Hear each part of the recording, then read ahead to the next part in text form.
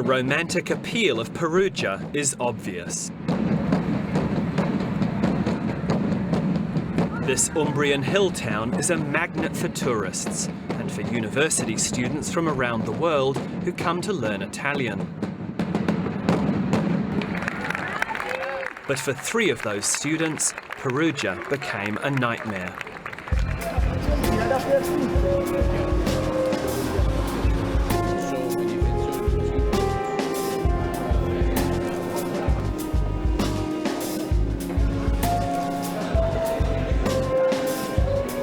In 2009, American Amanda Knox was convicted of killing her housemate 2 years earlier.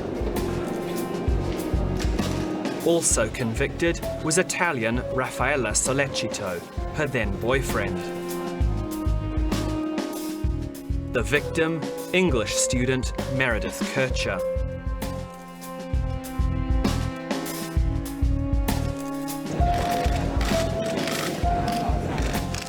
Knox and Sollecito are now appealing the convictions.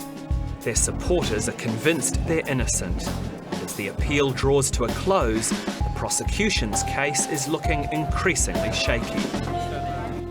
There are dozens upon dozens of areas in this case that we as journalists have got to question because clearly the police weren't and clearly the prosecution wasn't.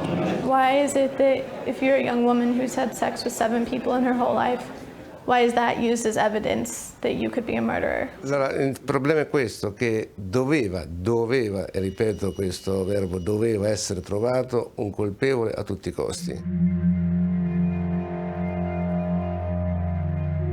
Amanda Knox came to Perugia from Seattle when she was 20 to study Italian.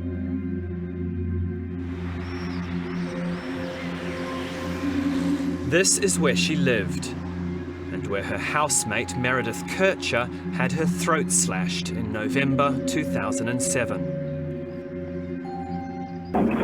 Pronto, buongiorno. Senta, qualcuno è praticamente entrato in casa sfondando la finestra. No, non ho portato via niente, il problema è che c'è una porta chiusa, ci sono macchie di sangue. This is the phone call Amanda's boyfriend of just a week, Raffaella Sollecito, made to police before the body was discovered. Una delle conquiline che non c'è, non sappiamo dove. Sì, abbiamo cercato di chiamarla, ma non risponde da nessuna parte. Va bene, adesso.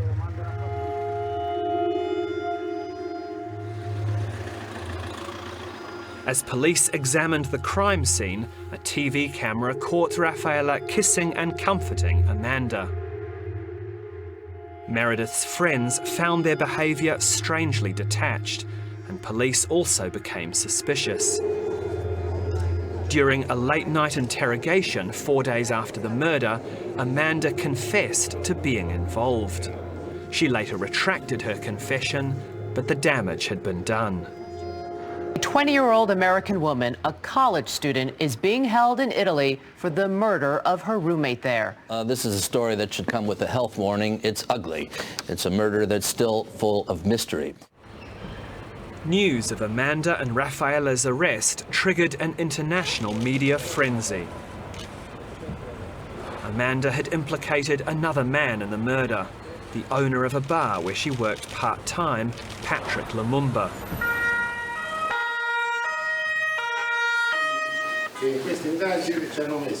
Perugia's police chief famously declared caso chiuso, case closed.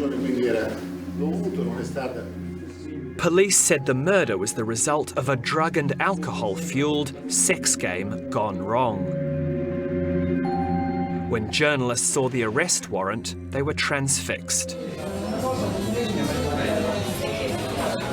So here was an official document with all of these salacious details. It just, as a journalist, you think, wow, this is an official court document. It's a primary source. And it was a primary source. For almost 4 years, these reporters have covered every twist and turn of this case and helped shape the public perception of Amanda Knox. If you're getting some information from a primary source, like a police officer, like a prosecutor, you've got to take it at face value and you've got to believe what you're being told. But also, Nick Pisa is a freelance journalist for the British tabloids. You would perhaps think, well, maybe there's a sex. Barbie Nadeau writes for Newsweek and has published a book about Amanda Knox. You think, okay, we're in a university town with a lot of drugs and a lot of co-eds, having a lot of sex. Why not? It was easy to believe it. It was easy to believe it. At the beginning, it was easy to believe that there could have been something. Italian Sabina Castelfranco is a producer for the American CBS network. She was a girl who was very, very deeply out of context in Italy. And Andrea Voigt reports for a newspaper in Amanda's hometown, Seattle. They needed to solve the case immediately. And, you know, and they announced immediately, within a week, that they had solved the case. Although Amanda retracted her confession, it remained the basis of the prosecution case. You know, I never forget, they drummed that in really hard at the beginning, insisting that poor Meredith was an unwilling victim of a terrible sex crime that had been cooked up by Amanda, Raffaele and Patrick Lumumba. But Amanda was the first person to mention sex. Because she said that Patrick wanted to have sex with Meredith, and that she brought Patrick into the house to have sex with Meredith. She said she heard the scream, she described the scream, she covered her ears. That's why Amanda Knox was in prison. No one was ever able to erase that to the extent that they could free her. Whether they should have or not, we don't know. But do you think that she volunteered that information, or do you think that the police believed that happened? A homicide interrogation, a homicide investigation is not a dinner party. The conversation is never going to be some sort of docile, what do you really think happened? Yeah. They're trying to get a confession out of someone. C'era questo comune di loro che mi dicevano, ma forse tu sei confusa, forse tu devi provare di ricordare qualcos'altro.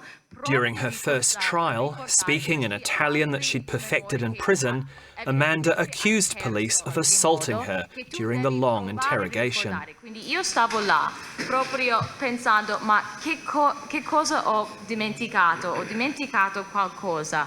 Ok, sto pensando, che ho dimenticato?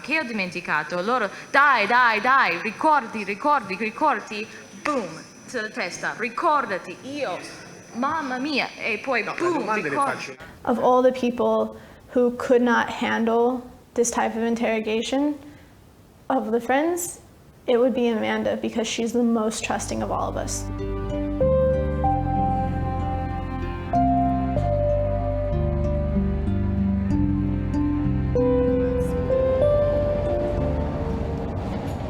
Madison Paxton is one of Amanda's best friends and moved from Seattle to Perugia to be here for the appeal. Today, she's meeting up with Amanda's stepfather for their weekly prison visit. There's nothing that clicks about it. There's nothing in me that says like, oh yeah, she's a very dangerous person, they should keep her behind bars. In the end, Amanda's confession wasn't admissible in court because she didn't have a lawyer present. All right, so see you after, bye. But Madison says her friend's reputation had already suffered and that lurid reporting, often invented, played a key role. They were quoting people as saying, I mean, I can pull up exact articles for you, but saying things like, literally, Amanda could not get through a single day without having shots of vodka. I have never seen Amanda take a shot of vodka. I'm sure she has, but daily? I was going to the gym and doing yoga with her daily, and they're saying that she can't get through the day without doing vodka or taking vodka every day. Knox from Seattle, Washington, has a checkered history. Her MySpace page shows her and her Italian boyfriend in costumes, she with a machine gun, he with a meat cleaver. The Italian press is painting Amanda Knox as what one newspaper called the Dark Lady of Seattle, with an unflattering digital trail from MySpace to YouTube now being examined frame by frame. One shot, Amanda. Don't you dare. It was one and a half, okay? One shot. Amanda was certainly no prude, but she was a straight-A student.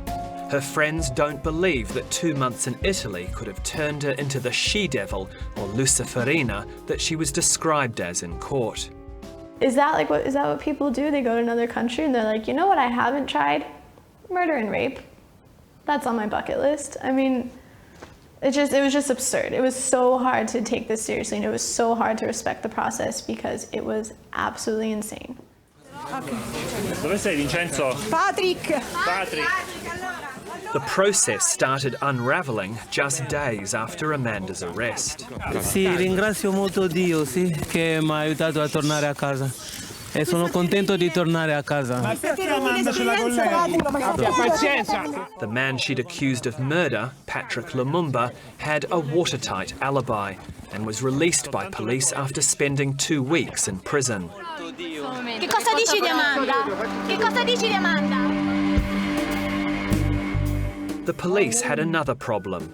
Meredith's murder had been violent and messy, but there was no forensic evidence to show Amanda and Raffaella had been in her room.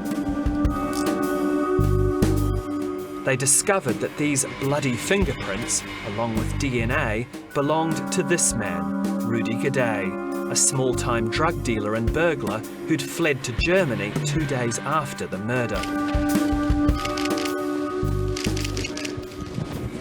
Gaday knew Amanda and Raffaella, and at his trial he testified they were also involved in killing Meredith. Amanda and Raffaella's supporters believed Gaday, who was also convicted of the murder, acted alone, killing Meredith when she caught him robbing the house. The court disagreed.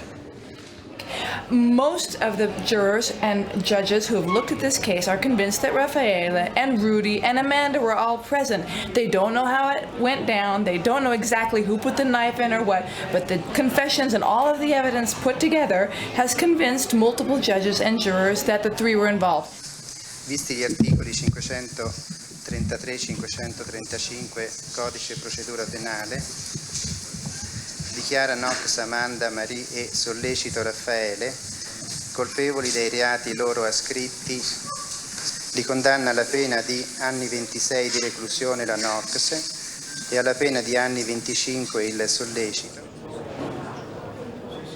Amanda received a longer sentence than Raffaella or even Rudy Gaday, who ended up getting 16 years. Meredith Kercher's family was relieved. Many Americans were outraged. All new, the worldwide headline shocker. An American student sentenced to 26 years for killing her roommate in Italy. Was she on drugs the night of this murder? I think the president should get involved. This is a miscarriage of justice. And I think people should boycott Italy. They shouldn't go to Italy. Were you surprised when Amanda was convicted? Not at all. Already I'd been to court, I'd seen the media coverage, I'd seen the public opinion. I felt like we were completely screwed. How many of you feel that she was proven guilty in the first trial? Beyond a reasonable doubt? In a UK court, that trial would not have taken place because the evidence was not, I don't think, was concrete enough to convict her.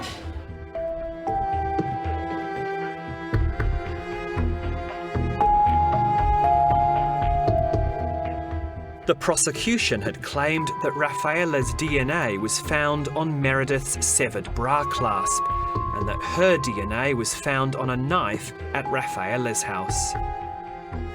But last month, an independent review of the forensic evidence overturned both findings and accused police of mishandling evidence or failing to follow proper procedure 54 times. The question is this a clean conviction? Is this a clean conviction? No. It's not. No matter what you think. None of us believe that. No matter whether you think she's innocent or guilty, was this a clean conviction? No. C'è stata l'inversione dell'onere della prova. Raffaella Solecito's lawyer, Luca Mauri, says that in the first trial, the defence was given an impossible task. Nella maggior parte degli ordinamenti occidentali, l'onere della prova è a carico dell'accusa. Non si può invertire, cioè non può essere l'accusato a dimostrare la propria innocenza. In questo caso siamo stati noi a dover dimostrare a tutti i costi la nostra innocenza a fronte di prove inesistenti. In any sort of sex game gone wrong, Not everyone agrees. after the girl's dead. In a case that polarised opinion among journalists as well as the general public, doubts remain. There is or there isn't evidence that she should be in prison now? I feel that it still had not been properly explained why there are mixed traces of DNA of Amanda Knox and Meredith Kercher in 4 different spots in the house. Mixed blood, and I've talked to different biologists. What are you talking about? They were living in the same apartment. Well, no, but I have to say, why I live in a house with 3 people, my 2 sons and my husband. I guarantee you I have no mixed blood with any of them anywhere in my house. I don't bleed when they bleed. We never bleed at the same time. There would never be my mixed blood, my blood and their blood, ever, anywhere. I don't know. It does not seem impossible to me to have a drop of your blood go into the sink. It seems more impossible to imagine Amanda. What does seem impossible is to clean up your DNA from the murder, and what seems impossible is to murder someone and then only have your DNA in your own bathroom. That seems, that I dare say is impossible. The American and British media have travelled to Perugia for today's hearing, as they have for almost every court date since the arrests. Do you think that this case represents Italian justice at its best? I think it represents Italian justice the way Italian justice works. Many of those who've covered the trial say Amanda Knox's defence team bears a lot of the blame for her conviction. If she would have had an adequate and able defense, she'd be home right now, probably enrolling in the next university course. She'd be sort of, have her own handbag line, a reality TV show, or who knows what. But she wouldn't be in prison right now. She had a defense that did not defend her in the way that she needed to be defended. But Amanda and Raffaele's family, as well as defence lawyers and even some journalists, blame the media for accepting the prosecution case at face value. I think we the media, collectively, have failed to ask a lot of questions. Can you blame the media for reporting on information that they're given by the police or prosecutors, though? Without question. If they report it without question, if they report it when some of the things they've been told are as extraordinary as they have been in this case, there are people amongst the journalistic corps here who've got an awful lot to answer for. Will they ever be held to account? Probably not. The reality is that none of us know what happened that night. The truth is elusive. We don't know the truth. We have no idea whether she's innocent, whether she's guilty, whether she was there, whether she wasn't, whether her false confession was actually true. We actually don't know. None of us know. Whatever we believe, none of us know for sure.